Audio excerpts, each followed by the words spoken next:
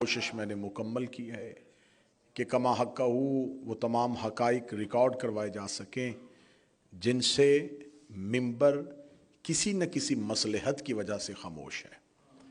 یہ نہیں ہے کہ معاذ اللہ ثم معاذ اللہ میں یہ کہوں کہ کسی کے ہاں اتنی قابلیت نہیں ہے، سب جانتے ہیں، لیکن بہت سی مصلحت، بہت سی مجبوریاں ہیں جو ممبر سے ان حقائق کو بیان نہیں کرنے دیتے۔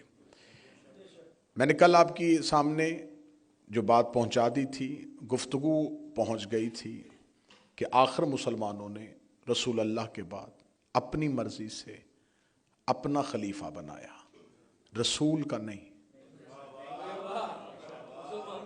اگر رسول کا خلیفہ ہوتا تو رسول کی مرضی ہوتی، وہ خلیفۃ المسلمین بنے کیونکہ مسلمانوں نے چن لیا، مسلمانوں نے بنا لیا، مسلمانوں نے اپنی مرضی سے۔ یقین کرے میرا اہل سنت بھائی، شیعہ سنی جھگڑا نہ ہوتا اگر ہم آج بھی دمشق کے حاکم کو حاکم شام کہہ لیتے ہیں تو ہمیں اعتراض نہیں، ٹھیک ہے، اس کی شام میں حکومت تھی، آپ اسے حاکم شام کہیں۔ آپ اسے حاکم مدینہ کہہ لیتے، خلیفۃ الرسول نہ کہتے۔ آپ یہ کہہ دیتے کہ انہوں نے مدینے میں حکومت قائم کر لی تھی، تو جیسے بادشاہ مختلف جگہوں پہ حکومتیں بنا لیتے ہیں، ہم سمجھتے کہ ویسی ایک حکومت تھی۔ جھگڑا یہاں پہ ہوا ہے کہ آپ نے ان کو خلیفۃ الرسول کہا ہے، رسول اللہ کا خلیفہ کہا ہے۔ پھر اس کے بعد سوال یہ اٹھا کہ آخر اگر یہ حق علی کا تھا، کل یہاں پہ گفتگو رک گئی تھی، تو مولا علی نے تلوار کیوں نہ اٹھائی؟ کل میں نے کوشش پوری کی کہ جلدی جلدی اس کا بھی جواب دیا جا سکے۔ علی زمین پر اللہ کا نمائندہ ہے، اور خدا زبردستی توحید نہیں منواتا۔ خدا کائنات کا خالق ہے، کائنات کا مالک ہے، عذاب بھی وہ بھیج سکتا ہے، زمین کو حکم دے اور وہ انسانیت کو نگل لے، لیکن اسے جس نے نہیں مانا اس نے زبردستی اس سے اپنا آپ نہیں منوایا۔ اللہ زمین پہ حکم نافذ کر دیتا کہ جو لا الہ الا اللہ کہے اسے چلنے دے، جو میری توحید کا انکار کرے نکل جا۔ آسمان سے کہے بارش اس گھر میں برسانا جہاں میرا قرآن پڑھا جاتا ہو، زمین سے کہتا کھیتی صرف اسے دینا جو کلمہ پڑھ کے بوئے، لیکن خدا نے ایسا کوئی قانون نہیں بنایا، کیونکہ خدا کے ہاں یہ قانون ہے، یہ قدرت کا مرکزی اصول ہے کہ وہ زبردستی کچھ بھی نہیں منواتا۔ رسول اللہ نے پوری طاقت ہونے کے باوجود مکہ میں زبردستی محمد رسول اللہ نہیں منوایا، انگلی کے اشارے سے چاند زمین پہ بلایا، لیکن کوڑا پھینکنے والی کو چھت سے نہیں گرایا۔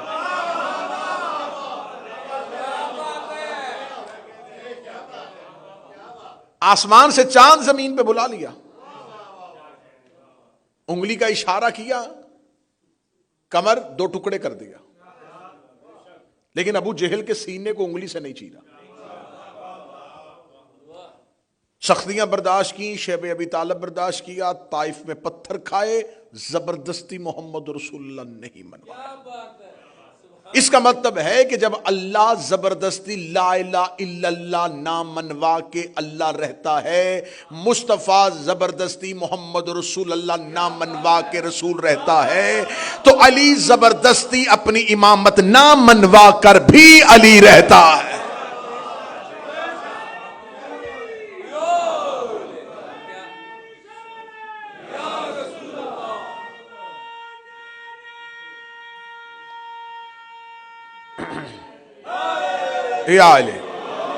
متوجہ ہے بات کی جانب؟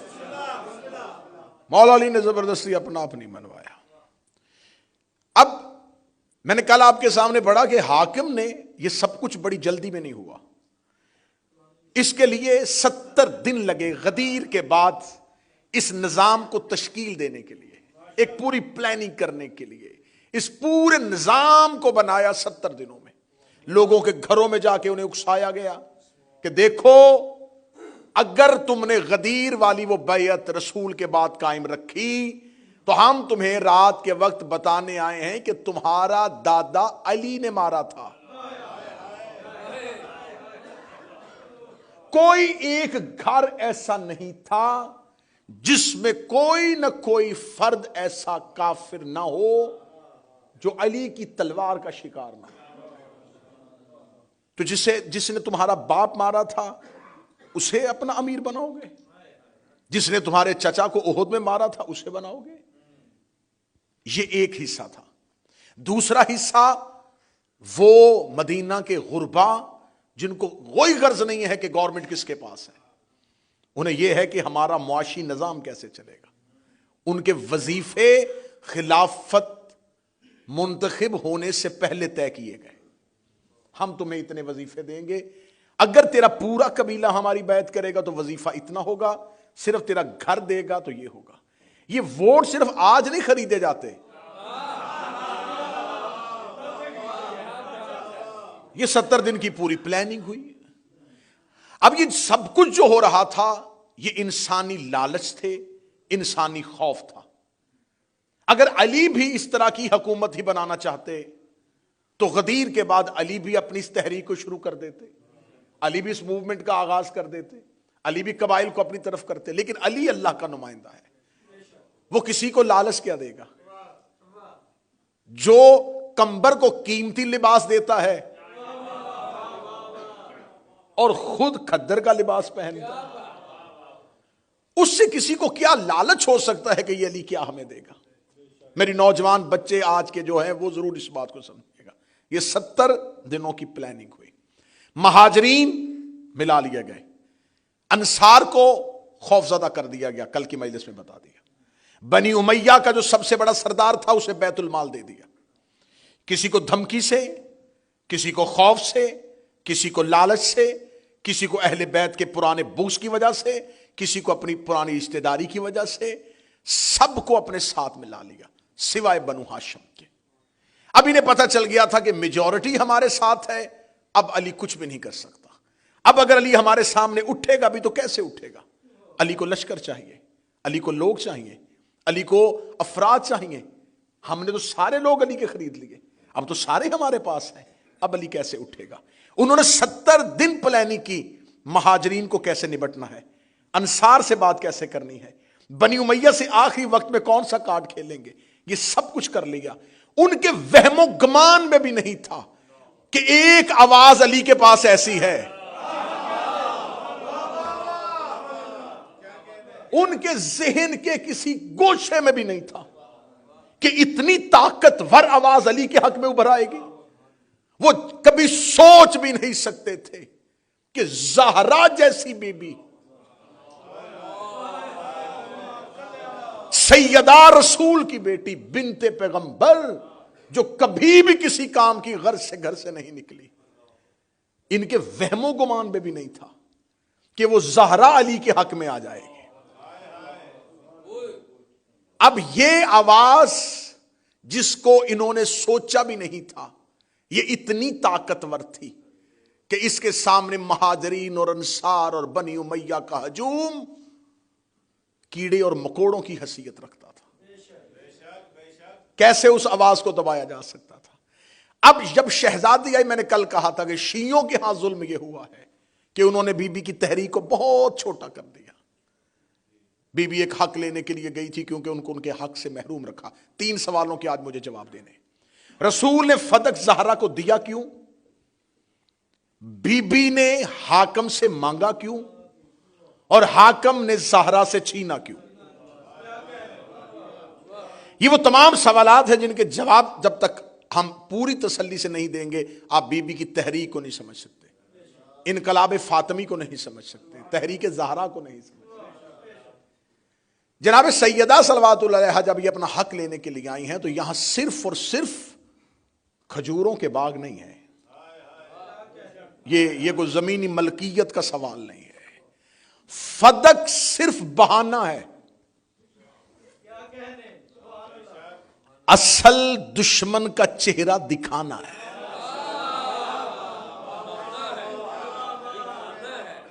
اگر کوئی شخص کبھی بھی نہ مانے کہ میں جھوٹا ہوں، اس کا ایک جھوٹ اگر آپ پکڑ لیں تو پھر پتا چل جائے گا اس نے کہاں کہاں جھوٹ بولا ہے۔ انہوں نے دعویٰ کر لیا تھا کہ ہم نے خلافت غصب نہیں کی، زہرا ثابت کرنا چاہتی تھی کہ تم نے کچھ غصب کیا ہے، جب غاصبین میں سے ہو جاؤ گے پھر خلافت خود زہرا منوا لے گی۔ موضوع پسند ہے جی، بات میں چل رہا ہے صاحب۔ اب یہ فدق رسول کے پاس کہاں سے آیا، اس کے لیے میں بہت پہلے بہت تفصیلی اس کو مختلف جگہوں پہ ریکارڈ کروا چکا ہوں۔ فدق یہودیوں کی سرزمین، اور یہ یہودیوں کی ملکیت بھی نہیں ہے۔ فدق جناب نوح کے پڑپوتے کا نام ہے۔ جناب نوح کا ایک پڑپوتا تھا جس کا نام فدق تھا، اس نے اس زمین کو آ کے آباد کیا تھا، یہ زمین اس کی آباد کرتا تھی۔ جب یہ مختلف انبیاء کی ملکیت رہی ہے، مختلف نبیوں کی ملکیت رہی ہے، یہ مختلف نبیوں سے ہوتی ہوئی حضرت موسیٰ کے پاس پہنچی تھی۔ حضرت موسیٰ کے پاس جو اللہ نے آسمان سے لوحیں اتاری تھی، ان میں سے ایک لوح میں اس زمین کی ملکیت کا تذکرہ بھی تھا۔ یہ کبھی بھی کسی بھی وقت میں کسی نبی کے علاوہ کسی کی جاگیر نہیں رہی تھی۔ حضرت موسیٰ کے بعد جب یہودیوں نے موسیٰ کے دین پہ قبضہ کر لیا تو انہوں نے اس فدق زمین پر بھی قابض ہو گئے۔ کوئی بھی جگہ جہاں اہل بیت جاتے ہیں میرے بچوں، یہ یاد رکھنا، اس جگہ پہ جانے کی کوئی نہ کوئی حکمت ضرور ہوتی ہے۔ مولا امام حسین جو مدینے سے کربلا آئے تو آپ یہ سمجھتے ہیں، آپ کو ممبروں میں بتایا جاتا ہے ایک ریگستان ایک صحرا تھا، گزرتے گزرتے حسین رک گئے۔ جہاں آج مولا حسین کی قبر ہے یہ ابراہیم کا گھر ہے۔ عراق کا پرانا نام بابل ہے، اور حضرت ابراہیم کو اسی سرزمین پہ اتارا گیا تھا۔ یہ جو آج کربلا ہے اس کا عبرانی زبان میں پرانا نام ار تھا۔ جہاں آج حسین مولا کی زرعی ہے یہاں حضرت ابراہیم کا گھر تھا۔ کبھی بھی امام کسی بھی دوسری جگہ پہ دفن نہیں ہوتے۔ ایک پوری مجلس پڑھی جائے گی کہ یہ بغداد کیوں پہنچے تھے، یہ طوس میں کیوں آئے تھے۔ امام کی ہر جگہ پہ جانے کی کوئی نہ کوئی حکمت ہوتی ہے۔ جب یہ فدق، یہ سرزمین نبیوں کی ہوتی حضرت موسیٰ نے ایک تحریر لکھی ہوئی تھی کہ میرے بعد یہ جو بھی میرا مسیح بنے گا، یوشع بن نون، پھر اس کے بعد آتے آتے جب یہودیوں نے دین پہ قبضہ کر لیا یہ ان کے پاس آ گئی۔ یہ سرزمین یہودیوں اور عیسائیوں کے درمیان متنازع رہی۔ عیسائی کہتے تھے کیونکہ حضرت موسیٰ کے بعد حضرت عیسیٰ کی نبوت کا تذکرہ تھا، عیسائی کہتے تھے یہ ہماری ملکیت، لیکن یہودی اپنی اکثریت کی وجہ سے اس کے اوپر قابض ہو گئے۔ جب یہودی اس کے اوپر قابض ہو گئے تو بہت عرصہ انہوں نے اس پر قبضہ رکھا۔ رسول اللہ نے حضرت علی کو وہاں بھیجا، اور وہاں بھیج کے یہودیوں سے دو مطالبے کیے۔ پہلا مطالبہ، یہ سب سرزمین جس پہ تم قابض ہو یہ تمہاری نہیں ہے، یہ ہر دور میں نبیوں کی ملکیت ہوتی ہے۔ دوسرا، تم اسی سرزمین کو جو ہماری ہے، جو رسول اللہ کی ہے، اسی سرزمین پہ رہ کے اسی رسول کے دین کے خلاف استعمال کر رہے ہو، جس کی ہم تمہیں اجازت نہیں دیں گے۔ جو ہی یہودیوں کو پتا چلا کہ مالک آ گیا ہے تو یہودیوں کے سربراہ نے اپنے صندوق میں سے وہ پرانی تحریریں نکالی۔ اس تحریر میں سے وہ تحریر نکالی جو دور حضرت موسیٰ سے چلتی ہوئی لوحوں کی صورت میں آ رہی تھی۔ اسی تحریر کے نیچے لکھ دیا کہ ہم نے جتنا عرصہ اس جگیر کی ملکیت اپنے پاس رکھی ہے وہ ہم مسلمانوں کے پیغمبر سے معافی چاہتے ہوئے یہ سرزمین اسے واپس کرتے ہیں۔ یہ زمین اس کو لینے کے لیے نہ کوئی جنگ ہوئی تھی، نہ کوئی جہاد ہوا تھا، نہ کوئی گھوڑے دوڑائے گئے تھے، نہ کوئی خون بہا تھا، نہ کوئی لشکر گیا تھا، نہ کسی نے وہاں جا کے محاصرہ کیا تھا۔ یہ انہیں خبر ہو گئی تھی کہ جہاں ہم بیٹھے تھے یہ ہماری نہیں تھی، اور عرب میں وہ نبی آ گیا ہے جو آخری نبی ہے، تو یہ سرزمین ہمیشہ نبیوں کی ہوتی ہے، لہٰذا ہم اسے واپس کر دیتے ہیں۔ یہ رسول اللہ کے پاس آ گئے۔ اب یہ مسلمانوں کی ملکیت تو بن نہیں سکتی کیونکہ یہ جناب نوح کے پڑپوتے سے ہوتی ہوتی نبیوں کے پاس رہی ہے۔ اگر یہ کسی نبی کے بعد اس کی امت کی ملکیت ہوتی تو مصطفیٰ کبھی بھی یہودیوں سے واپس نہ لیتے۔ میں محنت کر کے آپ کے سامنے پڑھوں، اگر یہ کسی نبی کے جانے کے بعد اس کی امت کا حصہ بن جاتی تو یہودی حضرت موسیٰ کے ماننے والے تھے، یہود کی اولاد تھے، کبھی بھی نبی ان کو بے دخل نہ کرتے۔ لیکن نبی کا اس سرزمین کو واپس لینا اس بات کی دلیل ہے کہ یہ امت کا نہیں، صرف پیغمبر کا حق ہے، صرف رسول کا حق ہے۔ جب رسول اللہ نے وہ جاگیر لے لی تو یہ کیا سنہ ہے؟ 7 ہجری 7 ہجری جنگ خیبر کی فتح کے بعد یہ سرزمین رسول اللہ کے پاس آ گئے. رسول اللہ اپنے گھر بیٹھے تھے، یہاں آسمان سے جبرائیل امین قرآن کی آیت لے گیا، وَآتَ ذِی الْقُرْبَى حَقَّهُ، میرا حبیب اپنے قربا کو ان کا حق دے. فرمایا جبرائیل کیا پیغمبر سے پوچھ سکتا ہے کہ اس سے مراد کیا ہے؟ جتنی اہل سنت تفاسیر چاہیے وہ دکھانے کے لیے تیار ہوں. جبرائیل امین دوبارہ نازل ہوئے اور کہتے خدا کہتا ہے کہ فاطمہ کو بلاؤ اور فدق اسے دے دو. یہ فدق زہرا کے حوالے کر دیا جائے. اب آپ مجھ پہ سوال کریں کہ آپ نے دیکھے جی آپ نے 10-12 منٹ کی تمہید کی ہے، یہ نبیوں کا حصہ ہوتی ہے، تو جناب فاطمہ کے پاس تو نبوت نہیں تھی.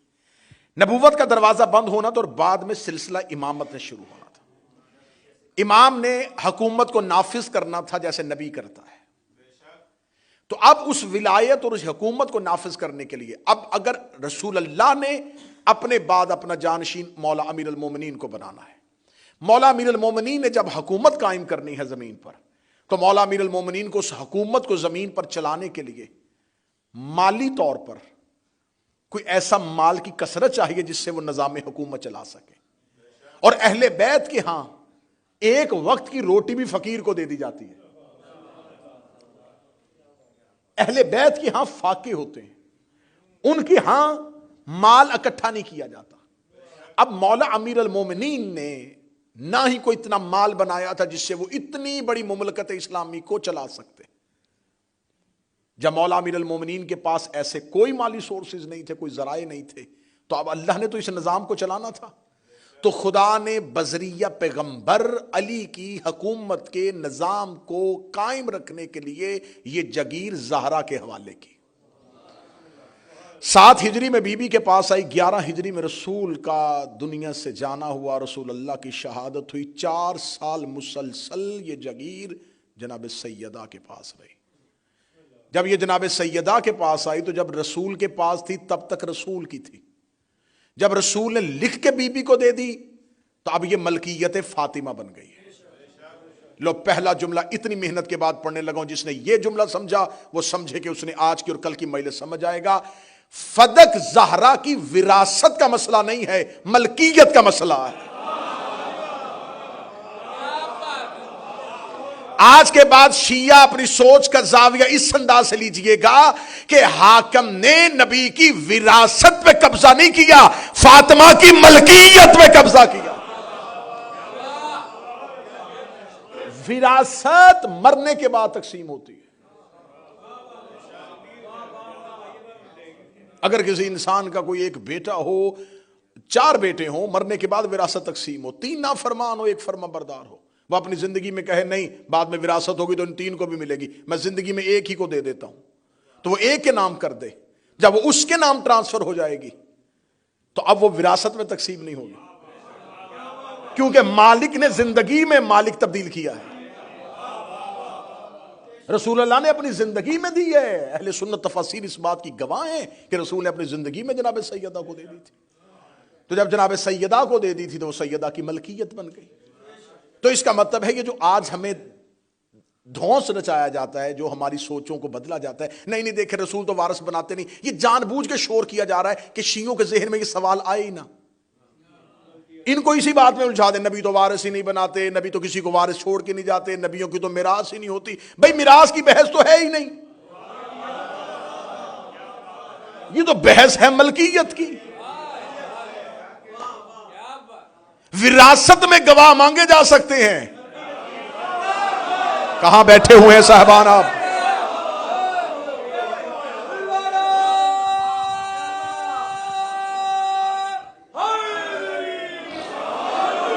ایک بندے کے پاس اپنی ایک پراپرٹی ہو، اس کی اپنی ذاتی ہو، اس کے نام پہ وہ پراپرٹی ہو، دوسرا انسان آ کے اس سے وہ پراپرٹی چھین لے، وہ پلاٹ پہ قبضہ کر لے، کیس کورٹ میں چلا جائے. اب مجھے بتائیں کہ آج کی عدالت گواہ قبضہ کرنے والے سے مانگے گی یا مالک سے مانگے گی؟ مالک کی زمین پہ قبضہ کیا گیا، قابض بھی چلا گیا کورٹ میں، مالک بھی کورٹ میں چلا گیا. مالک نے کہا یہ دیکھے جی میرے پاس ملکیتی کاغذ ہے کہ تو میری زمین تھی. قابض نے کہا نہیں یہ تو میری ہے. عدالت کہے گی اگر تیری ہے تو بتا، تحریر، ثبوت، گواہ.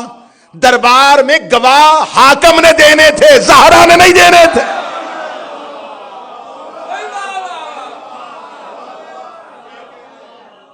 سارا کیس بدلا جا رہا ہے، یقین کرو فدق کا ریکارڈ غیر محفوظ کیا جا رہا ہے،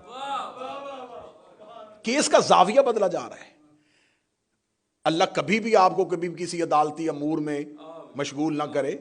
میری زندگی گزر گئی عدالتی امور میں، تو ہمیشہ ہوشیار وکیل جب دیکھتا ہے نا میں کیس ہار رہا ہوں، تو وہ کام کیا کرتا ہے، وہ کیس کا زاویہ تبدیل کرتا ہے، مرکزی نقطے سے بار بار جج کا ذہن ہٹاتا ہے۔ جی قتل بعد میں بحث ہوگی کہ کس نے کیا تھا، یہ ہمیں بتایا جائے کہ اس گلی میں رہنے والے جو لوگ ہیں ان کے بیان کہاں ہیں۔ یہ جو ایک نیا کرایہ دار اس گلی میں آیا ہے، یہ کب آیا تھا؟ اب وہ قاتل سے ذہن ہٹ کے ادھر چلا جاتا ہے۔ یہ ہوشیار وکیلوں کا طریقہ کار ہے کہ جب دیکھیں کہ اب ہاتھ میں کچھ نہیں رہا، کیس کا رخ بدلو۔ تاریخ میں یہی ہوا، جب ان کے پاس کچھ نہ رہا، انہوں نے مقدمے کا رخ ہی بدل دیا۔ گواہ کیوں نہیں دیے تھے؟ میراث تو نبیوں کی ہوتی نہیں۔ بھائی کس بات کی بحث کر رہے ہو؟ تمہاری تفاسیر لکھ رہی ہیں کہ جب یہ آیت آئی رسول نے فدق بی بی کو دے دیا تھا، ہبا کر دیا تھا، ان کی ملکیت بن گیا۔ جب ان کی ملکیت بن گیا تھا تو اب جناب زہرا مالکن کی حیثیت سے گئی ہے دربار میں۔ زہرا کا مقدمہ بطور سوالی نہیں ہے، مالک کی حیثیت سے گئی۔ اور اب جب بی بی کو پتا چل گیا کہ انہوں نے میری جگیر سے میرے عامل کو اٹھا دیا ہے اور یہ گورنمنٹ کے کسٹڈی میں آ گئی ہے اور گورنمنٹ نے وہاں پہ اپنے لوگ بٹھا دیے ہیں، تو جب بی بی کو یہ خبر پہنچی تو کیا کرنا چاہیے تھا رسول کی بیٹی کو؟ رسول کی بیٹی تھی، اپنے کسی غلام کو کہتی کہ خلیفہ کو کہے کہ آج شام کو میرے گھر آئے اور مجھ سے ملے اور مجھے بتائے کہ میری جگیر پہ قبضہ کیوں کیا۔ کر سکتی تھی، بی بی نے اسے گھر نہیں بلایا۔ یہ بی بی کا ذاتی کام تھا، اس کے ساتھ امت کا کوئی تعلق نہیں تھا۔ چلو اسے نہیں بلایا تھا تو بی بی اس کے گھر تشریف لے جاتی، جا کے بیٹھ کے بات کرتے کہ تم نے کیوں قبضہ کیا ہے۔ زہرا نہ اسے بلا رہی ہیں نہ اس کے گھر جا رہے ہیں۔ سیدہ نے انتخاب کیا دربار کا، گئی بھی اس وقت جب مسجد نبوی کھچا کھچ بھری ہوئی۔ بی بی کے گھر کا ایک دروازہ مسجد کے اندر کھلتا تھا جو رسول نے اپنے آخری لمحے تک بند نہیں ہونے دیا تھا، اور وہ دروازہ حجرہ کا بی بی کا مسجد کے اندر کھلتا تھا۔ بی بی اس دن اس دروازے سے نہیں آئی، اپنے گھر سے باہر والی گلی والے دروازے سے گئی ہیں، اوپر سے ہو کے مسجد کے مرکزی دروازے سے آئی۔ اگر بی بی ادھر سے آ جاتی، آج مورخ کہہ دیتا نہیں اسپیشل اس کام کے لیے نہیں آئی تھی، وہ تو حجرے کا دروازہ کھلتا تھا اور بی بی مسجد میں آتی تھی، تشریف لے جاتی تھی۔ بی بی اس دن اس دروازے سے آئی۔ اس دن ام ایمن کہتی ہے کہ جب زہرا جو کبھی گھر سے نہیں نکلی، جب جا رہی تھی تو بی بی اپنا مکنا اوڑھ رہی تھی، اور چادر اوڑھتے ہوئے بی بی آہستہ آہستہ کہہ رہی تھی ہوشیار ہو جا، اب تیرے مقابلے پہ فاطمہ آ رہے۔ ام ایمن کہتی ہے کہ اس دن زہرا کے چلنے کا انداز مصطفیٰ والا، سیدہ کی چلنے میں ہیبت تھی۔ یوں شہزادی مرکزی دروازے سے دربار کے اندر داخل ہوئی۔ جو ہی دربار کے اندر داخل ہوئی تو اب یہ حاکم کے لیے چونکا دینے والی چیز تھی، سوچ بھی نہیں سکتے تھے کہ ایسا ری ایکشن آ جائے گا۔ یہ کیا ہوا؟ زہرا مرکزی دروازے۔ اب وہ لوگ جنہوں نے رات کی تاریکی میں ان کی بیعت کی ہے، لیکن انہیں پتا ہے کہ سیدہ کون ہے، وہ مقام زہرا سے واقف ہیں، انہوں نے نبی کو ان کے دروازے پر رکتے ہوئے دیکھا ہے، انہیں خبر ہے۔ اب وہ خوف زدہ ہو گئے، چپ ہے، خاموش ہے سارے، اور سیدہ ام ایمن کے کاندھے پہ ہاتھ رکھے ہوئے دربار کے مرکزی دروازے سے اندر آئی۔ حاکم اٹھ کے کھڑا ہوا، بنت پیغمبر آپ دربار میں تشریف لے آئی؟ کیوں؟ بیوی نے کہا پوچھنے آئی ہوں، میرے جاگیر سے میرے عاملین کو کیوں اٹھایا گیا ہے؟ وہ سیدہ ہم کیونکہ نظام حکومت چلانا ہے تو اب یہ نظام حکومت کے لیے ان کو فوراً ابھی 3 دن پہلے تو ان کی خلافت قائم ہوئی ہے، اتنی جلدی ان کو پیسوں کی ضرورت کہاں پڑ گئی؟ جسے کل والی مجلس یاد ہے، میں کل بتا چکا ہوں کہ بیت المال سب سارا ابو سفیان کو دے دیا، بیت المال کی تو چابیاں اس کے ہاتھ میں دے دی صرف بنی امیہ کی بیعت کے لیے۔ اب یہ گورنمنٹ کیسے چلائیں؟ فوجیوں کو پتا چل گیا اس مہینے تنخواہ نہیں ملنی، کون کام کرے گا؟ قبائل کو پتا چل گیا کہ اس نے وظیفہ نہیں ہے کیونکہ بیت المال خانی ہے، پیسے کوئی نہیں ہے، وظیفے کوئی نہیں آنے، بغاوت ہو جائے گی۔ تو اس وقتی کشمکش کو فوراً کرتے ہوئے سیدہ کی جاگیر پہ قبضہ کر لیا گیا۔ اس سے 2 فائدے ہوں گے، ایک تو جلدی جلدی ہم اپنا نظام حکومت چلا سکیں گے، اور دوسرا فائدہ یہ ہوگا علی کے ہاتھ میں کچھ نہیں رہے گا۔ اگر علی ہمارے خلاف اٹھے گا بھی تو کیسے اٹھے گا؟ مالی طاقت نہیں ہوگی، افرادی قوت ہو بھی گئی تو مالی قوت نہیں ہوگی۔ جناب زہرا نے کہا میری جاگیر پہ قبضہ کیوں کیا؟ میری جاگیر پہ، رسول کی نہیں۔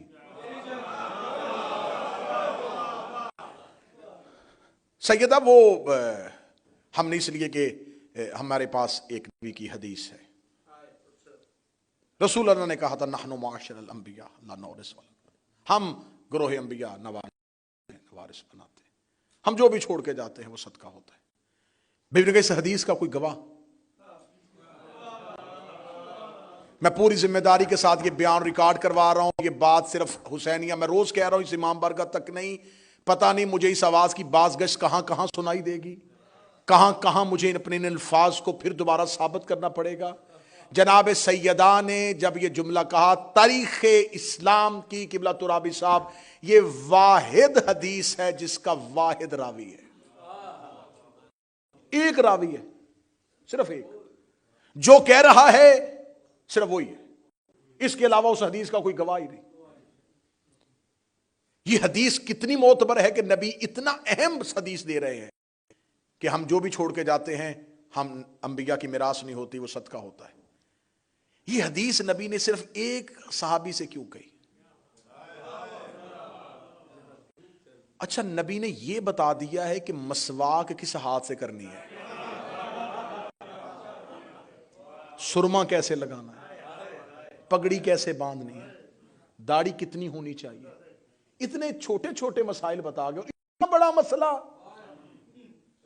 یہ بنتا تھا نبی کا حجت الوداع میں اس بات کا اعلان کرنا کہ سنو مسلمانوں، میرا آخری حج ہے، ہم میراث نہیں چھوڑتے، میرے بعد یہ میری اونٹنی، میری تلوار، میری زرہ، یہ لباس، میری جگیر تقسیم کر لینا، کیونکہ یہ میرا آخری حج ہے۔ میں نپٹانا چاہتا ہوں کہ میں اپنی زندگی میں ان امور کو بتا دوں جو اس مجمع میں کہنی چاہیے تھی، وہ ایک بندے کو کہی، اور جو ایک بندے کو کہی اس حدیث پہ پورا مذہب بن گیا، اور جو من کنتو والی حدیث 1.25 لاکھ میں کہی،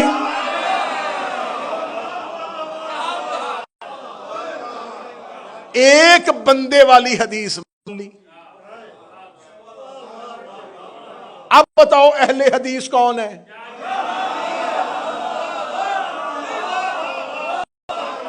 کس کے پاس حدیث ہے؟ حدیث پیغمبر ہے کس کے پاس؟ جو ایک بندے کو، صرف ایک کو۔ اچھا رسول نے انہیں کیوں کہی؟ کیا رسول کو پتا تھا کہ انہوں نے میرے بعد خلیفہ بننا ہے؟ تو جب رسول نے پتا تھا تو پھر رسول جانے کے بعد 3 دن سقیفہ میں لڑائی کیوں ہوئی؟ ان کو پہلے دن کہہ دینا چاہیے دیکھو نبی مجھے یہ حدیث کہہ کے کہہ دے، اور نبی ساتھ یہ بھی بتا کے کہہ دے کیونکہ تو نے میرے بعد خلیفہ بننا ہے۔ اگلی بات اہم کانا یہ دلیل ہے، عقل مند اب یقین کرے ایام فاطمیہ زور سے منایا کرو، کیونکہ سوشل میڈیا نے انقلاب برپا کر دیا ہے، تہلکہ مچ گیا ہے دنیا میں۔ جو شیعوں بچوں کو، اپنے اہل سنت بچوں کو شیعوں کی مجلسوں میں نہیں آنے دیتے تھے، آج وہ ہتھیلیوں پہ ہمیں سن رہے ہیں، وہ جا کے جواب مانگتے ہیں، بتائیں جی اس کا جواب دیں۔ کتنی اہم کانا دلیل ہے کہ رسول نے میراث اور اپنے بعد وصیت یا اپنی پراپرٹی کے بارے میں انسان اولاد کو بتاتا ہے یا دوستوں کو؟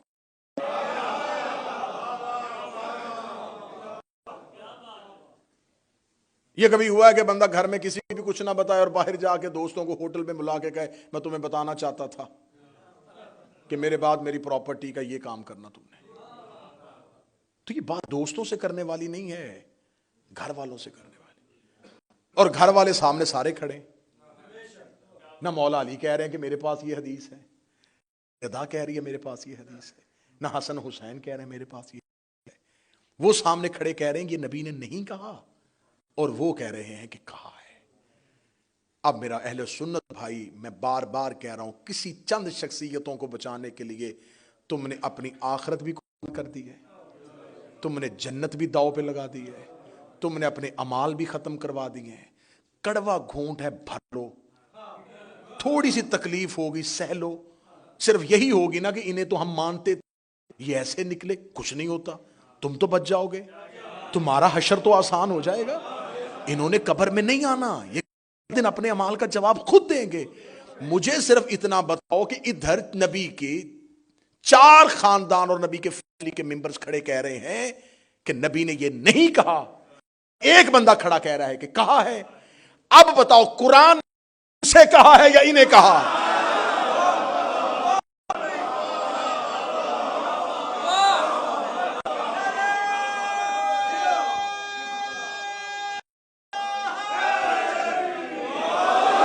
اگر کہتا انما یرید اللہ لیذھب عنکم الرجس اہل الاصحاب ویطہرکم.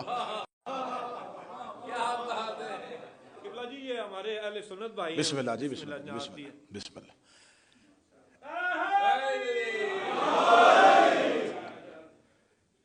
یہ ان کی نیاز نہیں ہے، یہ ان کا کانفیڈنس نوٹ ہے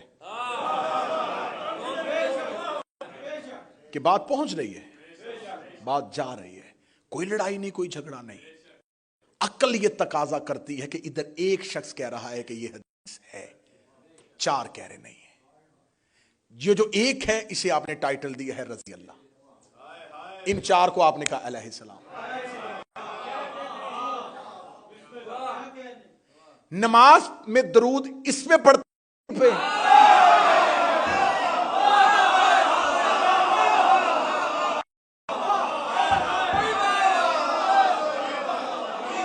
جوانان جنت کے سردار ادھر ہے یا ادھر؟ بضعۃ منی ادھر ہے یا ادھر؟ ایک ٹکراؤ ہوا ہے نا، وہ کہہ رہا ہے کہ ہے اور یہ 4 کہہ رہے نہیں. ہم نے تو نہیں سنی اور وہ کہہ رہے ہیں.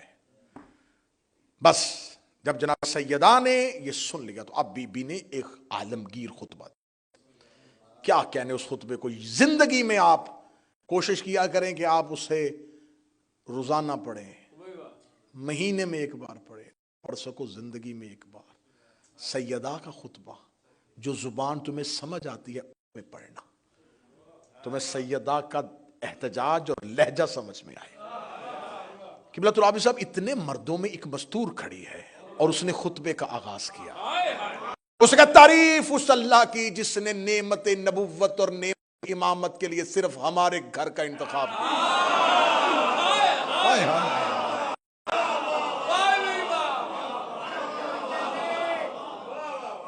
اور میرے لفظوں کی کیا حیثیت ہے، اور میں تیرے کلام پہ نہج البلاغہ قربان کروں.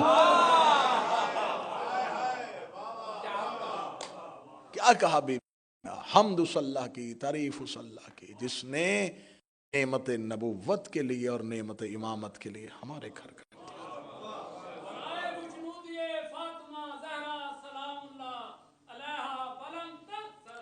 اللہ صلی علی محمد. اس کے بعد بی بی نے خطبہ دینا شروع کیا، طویل خطبہ. بی بی نے مقصد بعثت پیغمبر کو بیان کیا، رسول کے بعثت کے قبل کے زمانے جاہلیت کے حالات بیان کیے. میں ایک جملہ سب میں سے لیتا جاؤں گا. جب بی بی نے مقصد بعثت بیان کرنے سے پہلے حالات عرب پڑھے تو آپ ابھی جا کے گوگل پہ دیکھیے گا بی بی کا خطبے میں وہ جملہ کتنا دبنگ لہجہ ہے کہ اتنے ہجوم کے اندر کھڑی ہے اور وہ کھڑی ہو کے کہہ رہی ہے تم اونٹنی کا پیشاب پیتے تھے، میرے بابا نے تمہیں انسان بنایا ہے۔ تم گندے جوہڑوں سے پانی پیتے تھے، تم حرام جانوروں کا گوشت کھاتے تھے، میرے بابا نے تمہیں، اور ان کی آنکھیں کھلی ہیں اور سیدہ ان کی زمانے جاہلیت کے حالات پڑھ رہی ہیں۔ تم کیا تھے؟ اسے اردو ادب میں کہتے ہیں کسی کے منہ پہ کھڑے ہو کے اسے اوقات بتانا۔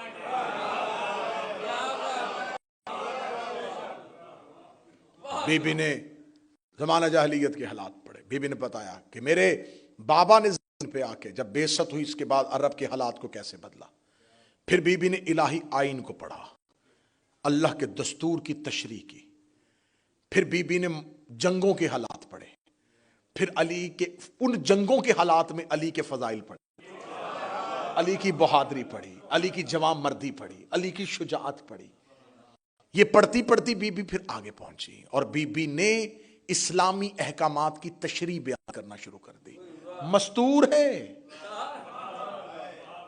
اور کھچا کھچ مسجد بی بی نے کہا اللہ نے ایمان کو اس لیے واجب کیا تاکہ تمہیں شرک سے پاک کرے، اللہ نے نماز کو اس لیے واجب کیا تاکہ تمہیں تکبر سے پاک کرے، اللہ نے روزے کو اس لیے واجب کیا تاکہ تمہارے اعمال کو خلاص بخشے، زکوٰۃ کو اس لیے واجب کیا تاکہ تمہارے نفوس کو پاکیزہ بنا دے، اللہ نے حج کو اس لیے واجب کیا تاکہ اللہ اپنے دین کی طاقت دنیا کو دکھا سکے، اللہ نے عدل کو اس لیے واجب کیا تاکہ اختلافات ختم ہو سکے، اللہ نے ہماری اطاعت کو اس لیے واجب کیا تاکہ زمین کا نظام قائم ہو سکے۔ اس کے بعد اگر جملہ سننا برطانیہ والوں، بی بی نے دیکھ کے کہا اللہ نے ہماری امامت کو اس لیے واجب کیا تاکہ انسانیت کے اختلاف کر سکے۔ بی بی نے بھرے دربار میں خلیفہ کے سامنے کھڑے ہو کے کہا اللہ نے ہماری امامت کو واجب کیا ہے، ہماری امامت کو واجب کیا ہے۔ ان میں سے کسی کی زبان میں جرت نہیں تھی کہ آگے سے کہتے زہرا کون سا امام، امام تو میں ہوں، امام تو ہم نے بنا لیا ہے۔ ان کا خاموش رہنا اس بات کے دلیل ہے یہ امامت واجب ہے، وہ امامت بدعت ہے۔ اللہ نے ہماری امامت کو وجوب پہ بحث کر دی، وجوب امامت پہ بحث کر، اللہ نے ہماری امامت واجب کی۔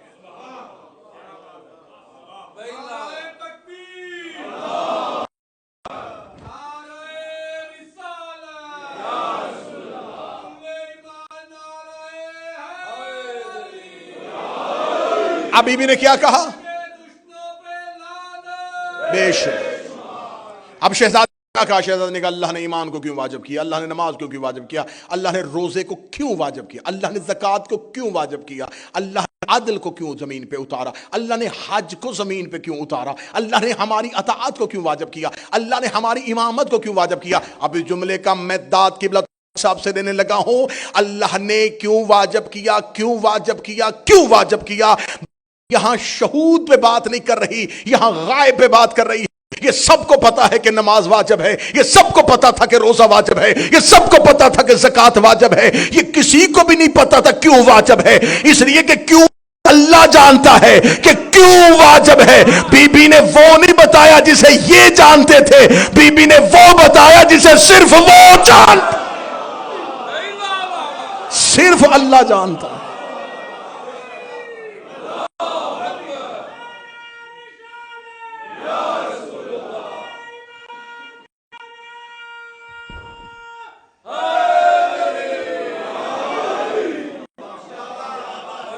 یہ تو صرف اللہ جانتا ہے کہ نماز کو کیوں واجب کیا۔ بی بی دربار میں وہ بتا رہی ہے جو مسلمان نہیں، جو صرف اللہ جانتا ہے۔ یہ ہے نمائندہ الہی، یہ ہیں الہی مقصد کو سمجھنے والے۔ بی بی نے یہ ساری چیزیں بیان کرنے کے بعد بی بی نے دیکھ کے کہا تو نے ایک جھوٹی حدیث کو لایا۔ یہ کہنے کے بعد بی بی نے، یہ ہے مناظرے کی اب لائن، بی بی نے دیکھ کے کہا اے قحافہ کا بیٹا، کیا تو اپنے بعد اپنے باپ کی میراث میں سے حصہ لیا ہے؟ کہتا ہاں میں نے تو لیا ہے۔ بی بی یہ کیسے ہو سکتا ہے کہ تو اپنے باپ کی میراث پائے اور باقیوں کے لیے تو کہہ رہا ہے، نبی کہہ رہے ہیں کہ میراث ہوتی نہیں ہے۔ یہ کہنے کے بعد بی بی نے، یحییٰ کو جانتے ہو؟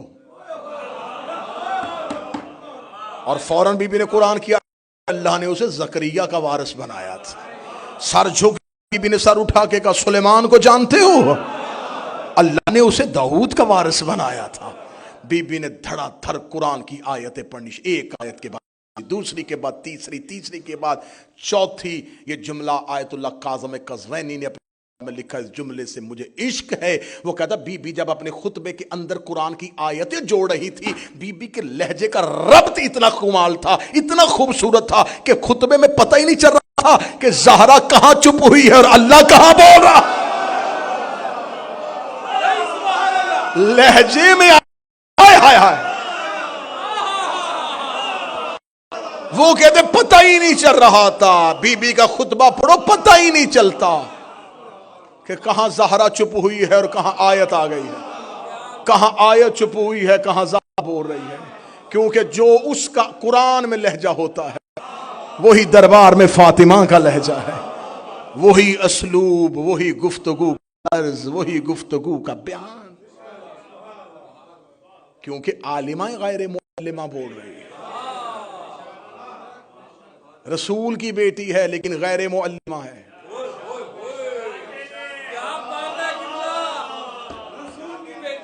بیٹی ہے اور عالمہ غیر معلمہ ہے۔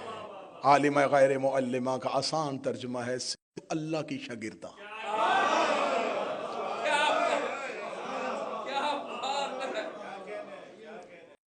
ایک دن مولا امیر المومنین نے بی بی کے سر بیان کرتے ہوئے جناب سیدہ سے پوچھ لیا تھا، زہرا علی وہ بھی جانتا اور وہ بھی جانتا ہے جو ہوگا۔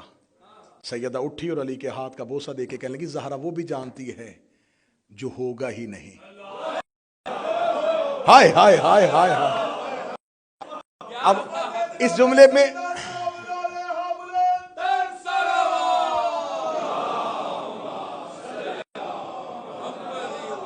اس جملے کا سر نہیں آپ نے لیا، آپ نے اس جملے کا راز نہیں لیا۔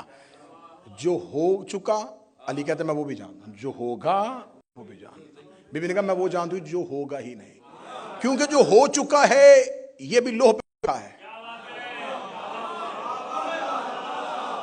جو ہوگا یہ بھی لوح پہ۔ بی بی کہتی میں وہ بھی جانتی ہوں جو لوح پہ لکھا ہی نہیں۔ میں ہر وہ شے جانتی ہوں جو کبھی بھی نہیں ہوگی۔ سیدہ خطبہ دیتی جا رہی ہے۔ بی بی نے کہا یحییٰ تو پائے، سلیمان تو پائے اور میں وراثت نہ پاؤں۔ ایک روایت کہتی 40 آیت اور ایک روایت کہتی ہے 70 آیتیں بی بی نے پڑھی، مسلسل 70 آیتیں پڑھی، اور سامنے سے سرنڈر نہیں کیا گیا۔ کسی آیت کے بعد نہیں کہا اچھا ٹھیک ہے اب ہم تک آیت پہنچ گئی۔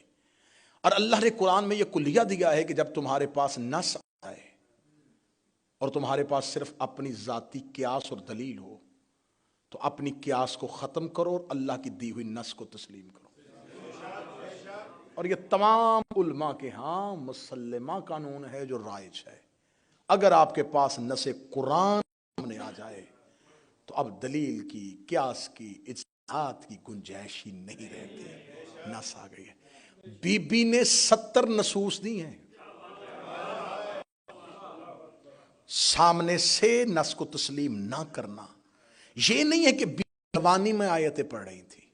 بی بی نے یحییٰ اور زکریا کا ذکر کیا، بتاؤں آیت یہ مانے، اس نے نہیں مانا، اس کا مطلب یحییٰ کا بھی انکار کر دیا،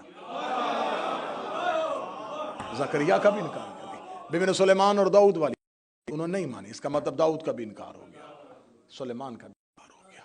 بی بی نے 70 قرآن میں سے وہ آیتیں چنی تھیں جس انکار کے بعد اب کچھ بھی باقی نہیں رہتا۔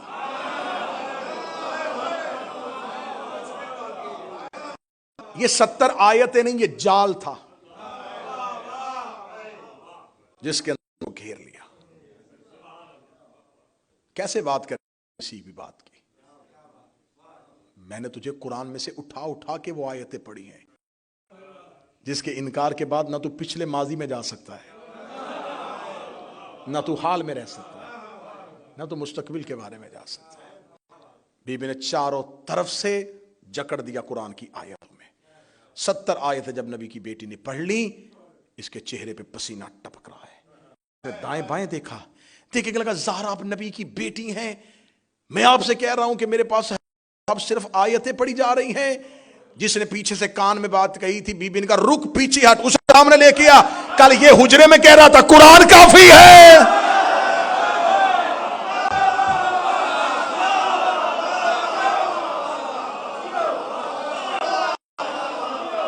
ہٹ پیچھے سے، اسے سامنے لے کے آ۔ 3 دن پہلے تو اس نے میرے بابا کے حجرے میں کھڑے ہو کے کہا تھا حسبنا کتاب اللہ، اللہ کی کتاب کافی ہے۔ اب میں پڑھ رہی ہوں تو مان کیوں نہیں رہا؟ اب مجھے بتاؤ، یہ نہیں تو کیا ہے؟ یہ انقلاب نہیں ہے تو کیا ہے؟ شہزادی نے یدھونگ لہجے میں بات کی۔ بس بی بی کھجوروں کے باغوں کے لیے نہیں آئی تھی، بی بی نے جکڑ دیا، آیتوں کی زنجیریں پہنا دی۔ بی بی نے زمانہ جاہلیت کی باتیں کر کے شجرا بتایا، تشریحات اسلام خلیفہ وقت کے سامنے کر کے خود کو اسلام کا وارث بنایا۔ ظالم حاکم کے سامنے کھڑے ہو کے علی کے فضائل پڑھنے کے بعد شہزادی نے اپنی جرت کو ظاہر کیا، ایک انقلاب برپا کر کے، ایک تحریک برپا کر کے، ایک ہلچل مچا کے زہرا دربار سے فتح یاب ہو کے واپس پلٹی۔ اب اس پہ کل کی مجلس میں بھی بیٹھے گی، کیونکہ آج تو پورا موضوع ہی گزر گیا بی بی کے خطبے کے اندر، ورنہ میں اس خطبے کے اثرات اور اب اس اگلی مجلس میں اس خطبے پہ اٹھنے والے سوالات کے جوابات دیں گے۔ جناب سیدہ ایک انقلاب برپا کرنے کے بعد چلی گئی۔ جب حاکم نے کہہ دیا تھا کہ نبیوں کا ورثہ نہیں ہوتا، نبیوں کی میراث نہیں ہوتی، تو پھر رسول اللہ کے جانے کے بعد اب یہ سوال ہے کہ یہ فدق کہاں گیا؟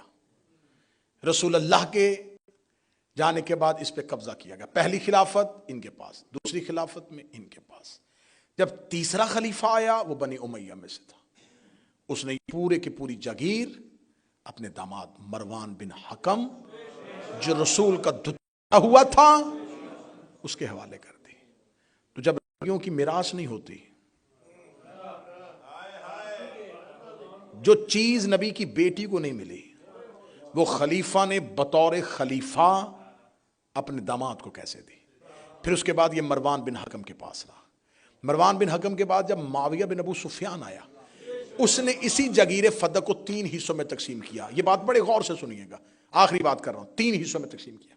1/3 مروان کے پاس رہنے دیا، 1/3 اپنے بیٹے یزید کے نام کر دیا، اور 1/3 سعید بن عثمان بن عفان کے نام کیا۔ اب اس کا مطلب ہے کہ وہ جو زہرا سینی تھی اب یہاں پہ آ کے 3 حصوں میں تقسیم ہو گئی، مختلف حصوں میں بانٹ دی گئی۔ اس کے بعد یزید کے بعد جب پھر دوبارہ مروان کی حکومت آئی، اس نے دوبارہ تخت سنبھالا، اس نے بے دخل کر کے پھر پوری کی پوری جاگیر اپنے پاس لی۔ پھر اس کے بعد فدق جو ہے یہ عبد العزیز اس کے بیٹے کی رہا۔ پھر عمر بن عبد العزیز آیا، اس نے اپنے عرصے میں آتے ہی سب سے پہلے 2 کام کیے۔ ایک، ممبروں پہ علی پہ سب و شتم بند کروایا، ایک فدق بنی فاطمہ کو واپس کیا۔ اس کے بعد پھر بنی امیہ نے پھر دوبارہ چھین لیا۔ پھر اس کے بعد جب تک بنی امیہ رہے یہ فدق بنی امیہ کے پاس رہا۔ بنی عباس کا جو پہلا بادشاہ ہے ابو العباس الصفا، اس نے بنی امیہ کے بغض کی وجہ سے، اہل بیت سے محبت کی وجہ سے نہیں، بنی امیہ کی دشمنی اور لوگوں کو اپنے قریب کرنے کی وجہ سے پھر تھوڑے عرصے کے لیے یہ اولاد فاطمہ کے حوالے کیا۔ پھر یہ اولاد فاطمہ کے پاس جاتا ہے، پھر منصور دیوانکی کا دور آیا، اس نے پھر چھین لیا۔ پھر مہدی عباسی کا دور آیا، اس نے واپس کر دیا۔ پھر ہادی عباسی نے دوبارہ چھین لیا۔ پھر ہارون الرشید تک پہنچ گیا۔ جب ہارون رشید تک پہنچا تو اس نے امام موسیٰ کاظم کو ایک خط لکھا۔ اس نے خط لکھا کہ میں چاہتا ہوں کہ میں یہ جگیر فدق تمہارے نام کر دوں۔ تو مجھے بتا سکتا ہے اس کا حدود کتنی ہے؟ اس کی حدود، آخری جملے کہہ رہا ہوں، اس کی حدود کتنی ہے، اس کا رقبہ کتنا ہے؟ تو سرکار موسیٰ کاظم کا جو خط ہے وہ آج بھی کتاب میں موجود ہے. امام موسیٰ کاظم نے کہا اس کی ایک حد عدن، دوسری سمرقند، تیسری افریقہ اور چوتھی بحر احمر. اب یہ لفظ کیونکہ پرانی میپ کے لحاظ سے ہیں، آج کے لحاظ سے دیکھ لیتے ہیں. ایک یمن میں ہے، ایک آذربائیجان میں ہے، ایک افریقہ میں ہے اور دوسری آرمینیا میں ہے. جب مولا امام موسیٰ کاظم نے حدود کا یہ رقبہ لکھا تو ہارون رشید چکرا کے کہنے لگا ہماری حکومت کہاں ہے؟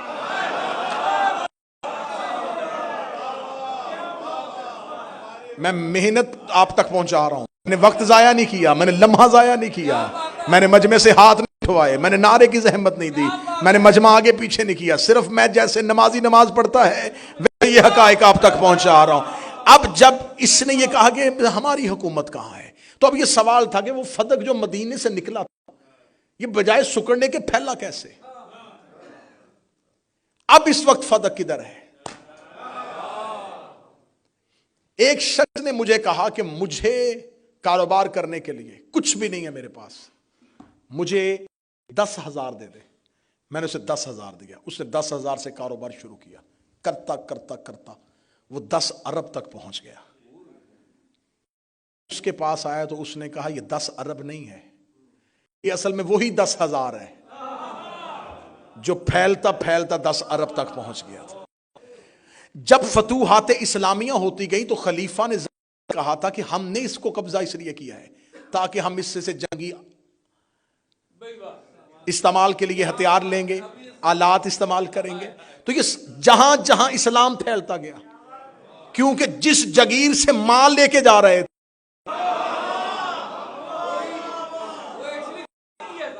وہ تو زہرا کی جگیر تھی، یہ پھیلتا پھیلتا پھیل گیا. آج دنیا میں 53 اسلامی ملک 83 ہیں، سارے ہی زہرا کی جگیر ہیں.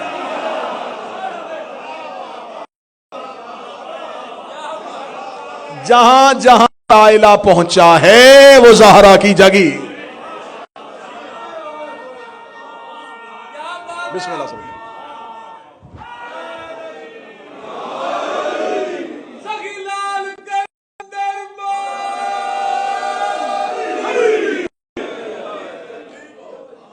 جہاں جہاں فتوحات گئیں، جہاں جہاں لشکر پہنچے، جو جو کچھ ہوا اس کا آغاز فدق کے مال سے کیا گیا. تو اس کا مطلب ہے اگر کسی فوجی کو تنخواہ ملی تھی تو فدق سے، کسی کے ہاتھ میں تلوار تھی تو فدق کی، کسی کے پاس گھوڑا تھا تو فدق کا، کسی کے پاس نیزہ تھا تو فدق کا. اب جہاں جہاں وہ تلوار چلی فدق کے مال کی وجہ سے، فدق نہ ہوتا تلوار نہ ہوتی. تو اب ہر دور میں اب سوال یہ ہوتا ہے کہ مولا امیر المومنین نے اسے اپنے دور میں بزور طاقت واپس کیوں نہیں لیا؟ چلیں وہ تو واپس کرتے رہے، وہ جب دیتے تھے تو اب اہل بیت کر سکتے تھے، اس لیے کہ اگر انکار کریں گے تو یہ انکار تاریخ میں لکھا جائے گا کہ دیکھا صرف زہرا کی تھی میرا ہے، بعد میں آنے والے اماموں نے تو کہا ہمارا ہے ہی نہیں.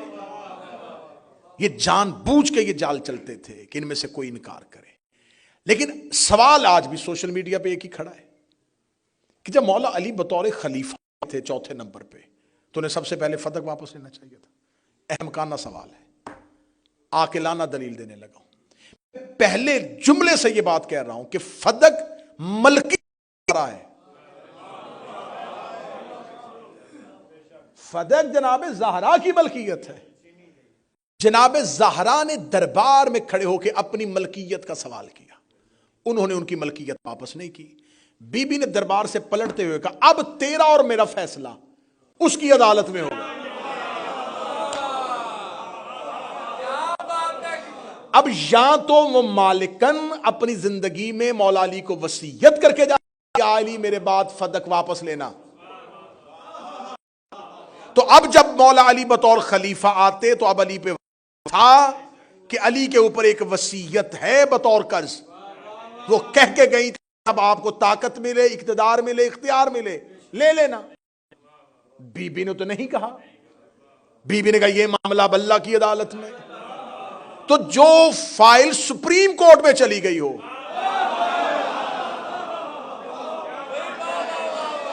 لوئر کورٹ اس مقدمے کو نہیں لا سکتے. وہ سپریم کورٹ کو نہیں کہہ سکتے جی آپ نہ سنیے گا ہم سننے لگے. فیصلہ چلا گیا تھا اللہ کی عدالت. ایک دلیل. دوسری دلیل یہ ہے رسول اللہ نے جب مکہ چھوڑا ہجرت کر کے گئے, رسول اللہ کا جو اپنا گھر تھا جو ذاتی جس میں مکہ میں رہتے تھے اب وہ تو چھوڑا ہے, بھرا گھر چھوڑ کے واپس آ. جب رسول اللہ فتح مکہ پہ پہنچے تو رسول اللہ نے چاہا کہ میں اپنے آبائی گھر کو دیکھوں, وہ جو ہمارا پرانا گھر تھا, میرا وہ جو باپ دادا کا گھر تھا وہ کہاں ہے. انہوں نے کہا یا رسول اللہ جب آپ مکہ نا تو ابو لہب نے اس پہ قبضہ کر لیا تھا, تو اب وہ ابو لہب نے کسی کو آگے بیچ دیا ہے تو وہ اسی کے پاس ہے. رسول اللہ نے کہا اچھا ٹھیک ہے. صحابہ نے کہا یا رسول اللہ تو طاقت میرے پاس, آپ کے باپ آپ کی بچپن گزرا ہے وہاں پہ, آپ کی کچھ یادیں ہیں وہاں پہ, اب ہم ہی جاتے ہیں جا کے اس کو نکالتے ہیں اس مشرک نکال کے اور فوراً ہم آپ کو وہ ملکیت واپس لے کے جاتے ہیں.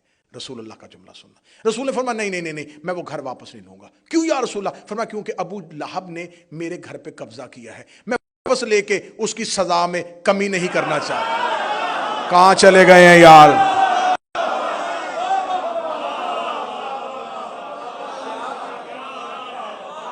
اگر میں واپس لے لوں تو پھر تو حساب برابر ہو گیا, اسے چھینا تھا میں نے واپس لے لیا, تو عذاب میں تو کمی ہو گئی, سزا تو ختم ہو گئی. میں یہ سزا نہیں ختم کرنے دوں. علی واپس لے لیتے تو آج سزا تو ختم ہو جاتی. سزا باقی ہے, باقی رہے گی. سارے شیعہ بھی مر جائیں ایک بچہ زندہ رہے, وہ پھر بھی زہرا کے قاتل کی عزت نہیں کرے گا.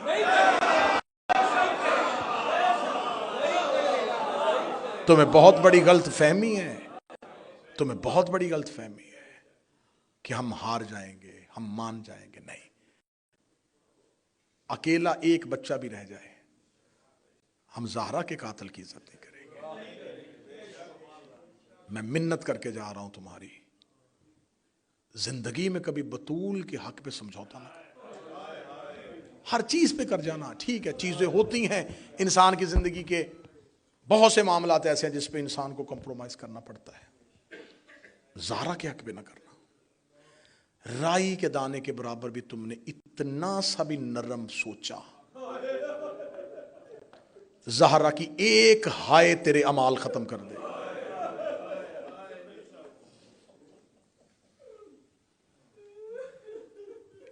یہ چیزیں ممبر پہ نہیں پڑھی جاتی, اس وجہ سے نقصان یہ ہو رہا ہے کہ ہماری نسل کے دلوں میں نرم گوشے پیدا ہو رہے ہیں. کیوں؟ انہیں پتہ ہی نہیں کہ اہل بیت کے ساتھ انہوں نے کیا کیا تھا. میں ایک سطر پوری دنیا میں پڑھتا ہوں اور آج بریڈ فورڈ میں پڑھنے لگا ہوں. ہم نے یزید کا جرم اتنا پڑھا کہ لوگوں نے ڈرتے اپنے بچوں کا نام یزید رکھنا چھوڑ دیا, جیسے ہم نے حسین کا قاتل پڑھا تھا. اگر ویسے ممبر سے زہرا کا قاتل پڑھتے کبھی کسی کی جرت نہ ہوتی کہ میری قوم کے کسی جوان کے سامنے زہرا کے قاتل کا عزت سے نام لے لے. ہم 4 قدم پیچھے ہٹے. ٹھیک ہے, بعض جگہوں پہ تقیہ ہے, بعض جگہوں پہ مصلحت ہے. تمہاری ذات کے پنجرے میں نہ کوئی تقیہ ہے. امام صادق اپنے گھر میں بیٹھے ہوئے, ایک شخص آتا ہے بشار, مولا کے سامنے کھجوریں پڑی. وہ جب آ کے بیٹھا تو مولا نے کھجوروں کا تھال اس کے آگے کیا کہ کھجوروں میں سے کھا. اس نے کہا ابن رسول اللہ نہیں. فرمایا کھاؤ میں تمہیں دے رہا ہوں. کہنے لگا ابن رسول اللہ میرا دل بڑا عجیب ہے, کچھ کھانے کو دل نہیں کر رہا. مولا امام صادق نے فرمایا کیا ہوا؟ کہنے لگا میں ابھی آپ سے ملنے کے لیے آ رہا تھا, بازار میں حکومت کے سپاہی ایک ضعیفہ کو گرفتار کر کے لے کے جا رہے تھے. اس ضعیفہ بھی بڑا تشدد کر رہے تھے. مولانا کا کیا کیا تھا اس ضعیفہ نے؟ کہتا وہ بازار میں گزر رہی تھی اور گزرتے گزرتے ٹھوکر لگی, گری. اٹھتے ہوئے اس نے کہہ دیا زہرا تیرے قاتل پہ لعنت. کوئی مخبر کھڑے تھے, انہوں نے دربار میں خبر دے دی, فوراً سپاہی آئے اسے گرفتار کر کے لے گئے. کتابیں کہتی امام صادق نے یوں تکیے سے ابا بھی نہیں اٹھائی، بغیر ابا امام دوڑے ننگے پاؤں۔ آج جہاں عراق میں مسجد سہلہ ہے نجف کے پاس، آج بھی وہاں وہ امام صادق، امام مصلی پہ گئے، امام نے سر سے پگڑی اتاری، دعا کیا میرے اللہ میری دادی کی طرفدار کا خیال رکھنا، میرے اللہ اس نے بھرے بازار میں میری دادی کی گواہی دی ہے۔ ایسے روئے امام۔ یا وہ شخص پیچھے سے آیا، اس نے آ کے کہا آپ کی دعا قبول ہو گئی۔ دربار میں جانے سے پہلے پائیوں نے اس کو آزاد کر دیا۔ امام فرما کہتے ضعیفہ آزاد ہو گئی، آزاد ہو گئی۔ مولا جلدی سے اپنی جیب میں ہاتھ ڈالا، کچھ درہم نکالے، فرما اس کے گھر جا، میں جاؤں گا اس کے لیے اور سختی ہوگی، میں اس کی سختی نہیں برداشت کر سکتا، اس کے گھر جا، اسے میری طرف سے یہ درہم ہدیہ کرنا، اسے کہنا امام صادق تجھے سلام کہہ رہے ہیں۔ وہ شخص درہم لے کے ضعیفہ کے گھر گیا، بیٹی اپنے زخم صاف کر رہی تھی، اسے آگے کہا بی بی تجھے پتا ہے تجھے کس نے رہا کروایا ہے؟ خدا کی قسم میں یہ واقعہ بیان کر رہا ہوں تو میرے اوپر اثر اس لیے ہو رہا ہے، میں ان ساری چیزوں سے گزرا ہوں، مجھے موت کی وادیوں سے حسین کی ماں نے، میں نے یہ جو کھل کے زہرا کا حق پڑھنا شروع کیا، کچھ دیکھا ہے تو پڑھنا شروع کیا ہے۔ مجھے خبر ہوئی ہے کہ بی بی زہرا کا حق پڑھنا بے شک مشکل ہے، لیکن پڑھو تو زہرا سایہ کیسے کرتی ہے، محمد کی بیٹی آپ کے سر پہ کیسے آتی ہے۔ زخم صاف کر رہی تھی، یا اس شخص نے آ کے کہا بی بی امام نے مسجد سہلہ میں رو کے دعائیں کی ہیں تیرے لیے، اور امام نے یہ درہم بھیجے ہیں۔ درہم ضعیفہ نے ہاتھ میں پکڑے، روئی، رو کے کہتے لے جا، میرے امام کے قدموں پہ ہاتھ رکھنا، مولا سے کہنا مولا اس لالچ میں تو تیری دادی کا نام نہیں لیا تھا۔ شخص واپس آئے اور آگے کہتا مولا وہ کہہ رہی ہے کہ میں نے کسی لالچ میں تو آپ کی دادی کا نام نہیں لیا۔ امام کہتے کاش میرے پاس دینے کے لیے یہاں کچھ اور ہوتا، تجھے کیا خبر میں تجھے کیا دیتا، لیکن میرا وعدہ ہے بروز قیامت میں تیرا انتظار کروں گا، تو نے میری ماں کی گواہی دی ہے۔ کائنات کا مشکل کام ہے زہرا کے حق میں گواہی دینی۔ امام رضا علیہ السلام گھر میں بیٹھیں گے، امام محمد تقی کا بچپن ہے، یا زمین پہ لکیریں مارتے ہوئے امام تقی رو رہے۔ امام رضا نے پوچھا بیٹا رو کیوں رہے ہو؟ امام تقی نے یوں بابا کا چہرہ دیکھا، دیکھ کہتے کاش مہندی کی جگہ پہ ملتا، ان کو قبروں سے نکالتا جنہوں نے زہرا کو زخمی کیا تھا۔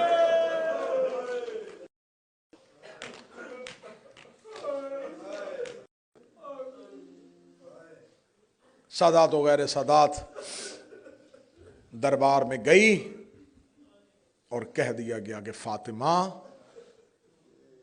مسئلے سے بھول گئی ہے، مصطفیٰ کی بیٹی گھر آ گئی۔ آج میں نے پڑھنا ہے مصطفیٰ کی بیٹی کا وہ قتل جو گھر میں ہوا تھا۔ مشکل سے مشکل دعا اپنے دل میں رکھنا۔ رسول کی بیٹی اپنے گھر میں چلی گئی، کہا یا علی میں اب ان دونوں کے لیے بد دعا کروں گی، میری کوئی نماز ایسی نہیں ہوگی جس میں ان کا نام لے کے بد دعا نہ کروں، یا علی میں مر جاؤں انہیں میرے جنازے پہ نہ آنے دینا۔ سیدہ اپنے گھر میں بیٹھ گئی، علی کے حق کی پہلی وکیل، علی کی ولایت کی پہلی وکیلہ۔ یا دربار میں بیٹھے ہوئے خلیفہ نے کہا کیا حالات ہیں علی کے گھر کے؟ یا کسی نے خبر دی کہ چیدہ چیدہ لوگ علی سے ملنے آ رہے ہیں؟ اس نے کہا علی کے گھر میں لوگوں کا اجتماع، لوگوں کا اکٹھا ہونا بند کرواؤ۔ یہ ساتھ بیٹھے ہوئے ایک شخص نے خلیفہ کو مشورہ دیا اور ساتھ ہی کہا یہ حکم تو نہ دے، میں اس معاملے کو دیکھتا ہوں۔ اس نے خالد بن ولید کو بلایا، اپنے چچا زاد بھائی مولاؤں نے کن بلایا، कहने लगा जाओ ज़हरा के दरवाजे पे और जाके अली को बुलाओ और उसे कहो तुम्हें हाकम ने दरवाजा। एक रवायत है अकेला खालिद बिन वलीद, एक है खालिद बिन वलीद और कुनफुस, दोनों गए ज़हरा के दरवाजे पे दस्तक दी। अली को बाहर भेजो। जनाब ज़हरा ने पर्दे के अंदर से आवाज़ दी, तुम्हें अली से क्या काम और अली को तुम्हारी हुकूमत से क्या काम, अली दरबार में नहीं आएंगे। ये पलट के वापस गए। इन्होंने जाके कहा क्या करें, अंदर से कोई कनीज नहीं, रसूल की बेटी बोल रही है। यहाँ आवाज़ दी, क्यों रसूल की बेटी का हया कर रहे हो, ले आओ अली को। दरवाजे से तब तक ना हटना जब तक अली बाहर ना आए। ये फिर आए। किसी शरीफ को सताने का दूसरा असूल ये है, उसके घर में इतनी दस्तक दो कि वो शरीफ तंग आ जाए। ये ज़हरा के दरवाजे पे गए, ये ज़हरा का दरवाज़ा पीटते रहे। ज़ैनब बार बार आके माँ का हाथ पकड़ती, रो के कहती अम्मा ये दरवाजे पे शोर सा है। जनाब ज़हरा अपनी बेटियों को संभाल के फिर दोबारा दरवाजे पे गई। बीबी का हुक्म है मेरे बाबा का, किसी के दरवाजे पे इतनी दस्तक नहीं देते, क्यों इतनी शिद्दत से मेरे दरवाज़ा पीट रहे हो। ये वही दरवाज़ा है जहाँ नबी आके रुकते थे, ये वही दरवाज़ा है जहाँ 3 दिन तक आते रहे हैं, ये वही दरवाज़ा है जिसकी अल्लाह ने कुरान कसमें खाई हैं। उन्होंने कहा हमें हाकम ने हुक्म दिया है जब तक अली बाहर ना आए दरवाज़ा पीटते रहे। फरमाया जब तक खड़े रहोगे अली घर से बाहर नहीं आएंगे। मुझे खबर है तुम अली के साथ क्या मामला करना चाहते हो। ये फिर वापस पलटे। वापस पलट के खालिद बिन वलीद मलौन वहीं पे खड़ा रहा। कुनफुस अकेला आया। जो 7 लोग साथ गए थे वो वहीं के वहीं खड़े रहे। अकेला कुनफुस आया। उसने आके खलीफा के साथ खड़े हुए उस शख्स को कहा, कहने लगा नहीं दरवाज़ा खुल रहा, ना अली बाहर आ रहे हैं, इसकी आवाज़ दरवाजे पे दस्तक दे रहे हो, गिरा क्यों नहीं देते, जला क्यों नहीं देते। इतना कहना था। कुनफुस दे के कहता मदीने के लोगों में इतनी जुर्रत नहीं है वो फातिमा का दरवाज़ा जला दें। मैं एक एक लफ्ज़ रिकॉर्ड करवा रहा हूं। ये शख्स शिद्दत के साथ चला। इसने चलते हुए मदीने की गलियों से लकड़ियां इकट्ठी करनी शुरू की। इसने लोगों की भीड़ को इकट्ठा करना शुरू किया। करता करता अब जो दरवाजे पे पहुंचा तो 40 लोगों का रश था ज़हरा के दरवाजे पे। इन्होंने ज़हरा के दरवाजे के साथ लकड़ियां लगानी शुरू कर दी। लकड़ियां लगाते लगाते इन्होंने ज़हरा की दीवार के साथ लकड़ियां लगाई। ये खुद आगे आके खड़ा हो गया। इसने खालिद और कुनफुस को अपनी पुष्ट पे खड़ा किया। इसने दरवाजे को जोर से दस्तक दी। दस्तक दे के लगा अब मैं खुद आया हूं खताब का बेटा पूछने के लिए कि अली घर से बाहर क्यों नहीं आ रहा। अब ज़हरा ने अपनी तस्बीह मुसल्ले पे रखी। जनाब ज़हरा ने दीवार का सहारा लिया। बीवी लेते दरवाजे के पीछे आके खड़ी हुई। बीवी ने कहा अना फातिमा बिन्ते मोहम्मद, मैं तुम्हारे नबी की बेटी फातिमा तुमसे मुखातब हूं। मेरे दरवाजे पे ऊंची आवाज में ना बोलो। मैंने कहा है तुम्हारा अली से क्या मामला है, मैं अली को घर से नहीं आने दूंगी। कहता हमें खबर मिली है अली के घर में खुफिया बैयत का सिलसिला है। फरमाया मैं कसम देती हूं अपने बाबा की, मेरे घर में मेरे बेटे और मेरी मेरे शौहर के अलावा कुछ नहीं है। इसे कहा हम अंदर आके तलाशी लेना चाहते हैं। जब इसने कहा हम अंदर आके तलाशी लेना चाहते हैं, बुखारी ने लिख दिया, मुस्लिम ने लिख दिया, जब इसने कहा हम अंदर आके तलाशी चाहते हैं, ज़हरा देखकर उस घर की तलाशी लोगे जो वही वाला घर है जहां अल्लाह भेजता है। इसने अगला जुमला का शिया कौम के रोने के लिए काफी है। ये देखना ज़हरा औरतों वाले बहाने न कर, ज़हरा औरतों वाले उज़र पेश न कर, दरवाजा खोल वरना मैं बगैर पर्दा करवाए घर के अंदर आ जाऊंगा। इतना जुमला कहना था या जनाब ज़हरा ने दरवाजे पे हाथ रखा। इस मलौन ने खालिद को इशारा किया। खालिद ने जलती हुई मशल लकड़ियों पे फेंकी। लकड़ियों ने आग पकड़नी शुरू की। ज़हरा के दरवाजे को आग लगनी शुरू हुई। ज़हरा ने दोनों हाथ दरवाजे रख दिए। आधा दरवाजा जल चुका था। ज़हरा कभी पीछे देखती थी, कभी दरवाजे को देखती थी, रो रो के कहती थी हुसैन ज़ैनब को संभालना, अबुल हसन मेरी बेटियों को संभालना, कोई दरवाजे तक ना आए, मैं अकेली खड़ी इनका दिफा करूंगी। ज़हरा के दोनों हाथ दरवाजे पे थे। मैं गलत पढ़ूं बीबी माफ न करे। इस कमीने ने दरवाजे को मारी, चलता हुआ दरवाजा ज़हरा पे आया। ज़हरा दरवाजे के नीचे खड़ी थी या इसने लोगों को अंदर भेजना शुरू किया। रो रो गरी बाबा मेरा मुझसे मारा गया। सुनो शियो ज़हरा का कत्ल। और अकबर की बर्छी पे रोने वालों, और حسین کی 13 ضربوں پہ رونے والے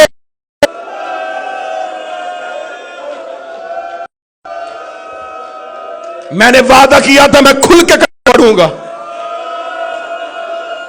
ایک روایت ہے عمران، بی بی زمین اور دروازے کے درمیان تھی. ایک روایت ہے بی بی دیوار اور دروازے کے درمیان تھی. اگلی صدر میں سانس لے کے پڑھنی ہے. زہرا کا ایک ہاتھ باہر تھا، اس ملعون نے میں تازیانہ مارا.